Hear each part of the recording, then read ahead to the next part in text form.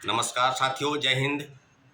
अभी बात होगी बीपीएससी 17वीं पीटी परीक्षा को लेकर और काफ़ी विवाद है साथियों इस बात को लेकर कि क्या होगा।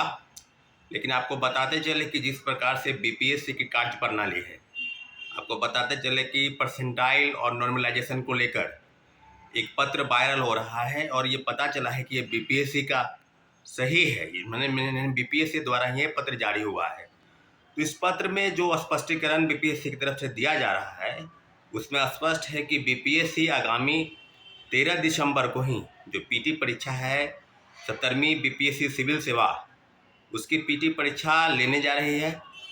और पत्र में स्पष्ट रूप से इस बात का जिक्र है कि पेपर के जो सेट होंगे वो 3 तरह के सेट होंगे।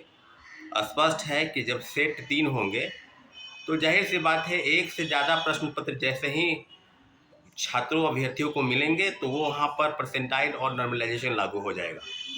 अभी भी बीपीएससी द्वारा इसके पहले आपको याद होगा कि शिक्षकों के साथ एक मीटिंग हुई थी बीपीएससी की, और बीपीएससी के चेयरमैन ने पटना के कई शिक्षकों को बुलाया।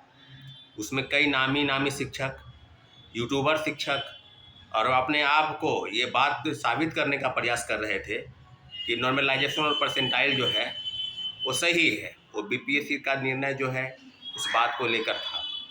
कुछ शिक्षक जो है इसके विरोध में भी आए, परंतु जो शिक्षक इसका समर्थन करते रहे उस पर छात्रों और अभ्यर्थियों का एक गुस्सा जो है अपनी ट्विटर आंदोलन के माध्यम से या उनके द्वारा बनाए गए वीडियो के माध्यम से या प्रेस के माध्यम से बखूबी बताया कि हमको नॉर्मलाइजेशन और परसेंटाइल किसी भी हाल में बर्दाश्त नहीं।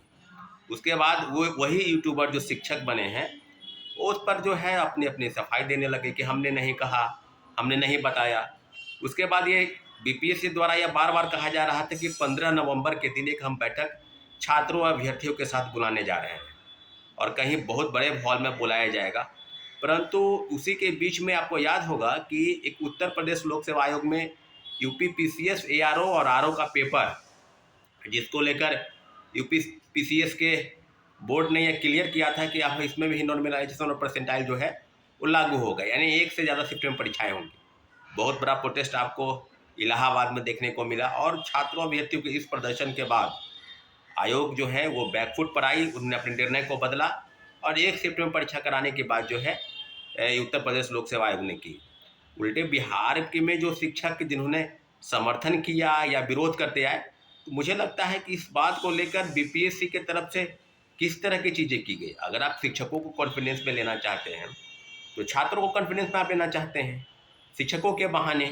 परंतु एक बात स्पष्ट है कि इसके पहले आपको याद होगा 2022 में 67 बीपीएससी के समय में आपको याद होगा कि 31 अगस्त 2022 और बहुत बड़ा प्रोटेस्ट जो है पटना के सड़कों पर, उस प्रोटेस्ट का नेतृत्व में हम लोगों ने ही किया था। और पूरी तरीके से बता दें कि अतुल प्रसाद जी ने इस बात को चिन्हित किया, इस बात को लागू करने का पुरजोर प्रयास किया कि बीपीएससी में परसेंटाइल और सिस्टम जो है वो लागू होगा। जाहिर सी बात है कि जब क्वेश्चन का पेपर नेचर 150 से बढ़कर 300 या 450 जैसे ही होगा वैसे ही परसेंटाइल सिस्टम लागू हो जाएगा। आज क्या नौबत आई है भाई। आप पहले कहते थे कि 12 लाख 14 लाख, क्योंकि बहुत ज़्यादा पद है इसमें और इसमें पद के संख्या के अनुसार आपका अनुमानता जो संख्या थी कि जो फॉर्म अप्लाई होगा उसकी संख्या कम से कम 12 लाख 14 लाख हो जाएगी, परंतु अभी तक 4,83,000 ही फॉर्म अप्लाई हुए। तो आपको क्या दिक्कत है भाई, एक शिफ्ट में परीक्षा कराने में क्या प्रॉब्लम है। लेकिन ये प्रॉब्लम ये समझ नहीं पा रहे हैं।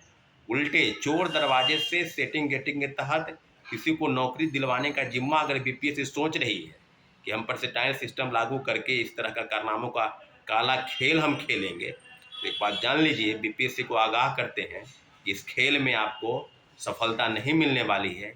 इसके पहले भी पूर्व चेयरमैन द्वारा इस तरह का प्रयास किया गया था और वो मुख्यमंत्री जी के बहुत बड़ा प्रोटेस्ट आपको पटना में और उसी दिन का प्रोटेस्ट आपको दिल्ली में भी दिखाई दिया था मुखर्जी नगर में।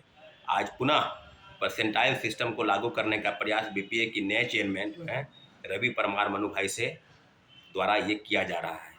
फिर आगाह करते हैं और एक बार आप लोगों से फिर गुजारिश करते हैं कि छात्रों अभ्यर्थियों की मांग पर लगातार विरोध हो रहा है, कभी ट्विटर कैंपेनिंग के माध्यम से, कभी फेसबुक के माध्यम से, कभी इंस्टाग्राम के माध्यम से। लेकिन कल जो एक प्रोटेस्ट जो है आपको दिल्ली के मुखर्जी नगर में दिखाई दिया, जहां बीपीएससी द्वारा आयोजित सिविल सेवा परीक्षा में एक से ज़्यादा शिफ्ट में परीक्षा कराने की और सेट को लेकर कई चीज़ें सामने आई है। इसके विरोध में बहुत बड़ा प्रदर्शन दिखाई दिया है और आज कल यानी 6 तारीख को परसों 6 को एक बहुत बड़ा प्रोटेस्ट जो है आपको दिखाई देगा। निश्चित रूप से बीपीएससी की इस कार्यप्रणाली पर जहां बीपीएससी ये समझती है कि हम परसेंटाइल सिस्टम लागू कर देंगे और छात्र अभ्यर्थी इसका विरोध नहीं करेंगे, तो एक बात जान लीजिए कि परसेंटाइल सिस्टम का विरोध होके रहेगा और पूरे तरीके से ये छात्रों की लड़ाई है, अभ्यर्थियों की लड़ाई है और अभ्यर्थी अपनी लड़ाई को बखूबी जानते हैं। कोई शिक्षक समर्थन करे या ना करे, शिक्षक अभ्यर्थियों के साथ रहे या ना रहे, हम पूरी अपनी लड़ाई लड़ने को तैयार हैं और निश्चित रूप से अपनी लड़ाई के लिए पूरी कमर कस चुके उस अभ्यर्थियों से आह्वान करते हैं कि परसेंटाइल और सिस्टम किसी भी हाल में बर्दाश्त नहीं करेंगे। और एक शिफ्ट में परीक्षा कराने की जो बात पहले से मुख्यमंत्री के हस्तक्षेप के बाद भी हुई कि अब परीक्षा एक ही शिफ्ट में पहले भी होती आई है और आगे भी होगी, इस बात को लेकर हम लोग बखूबी से अपनी लड़ाई को आगे तक लड़ेंगे। इसलिए आप लोग तैयार हो जाइए। 6 तारीख के दिन पटना में जहाँ भी प्रोटेस्ट होगा उस प्रोटेस्ट के माध्यम से अपनी बातों को बुलंद करेंगे, सरकार तक पहुँचाएँगे और निश्चित रूप से एक शिफ्ट में परीक्षा कराने के बाद जो बीपीएससी सोच रही है उसमें उसको सफल नहीं होने देंगे।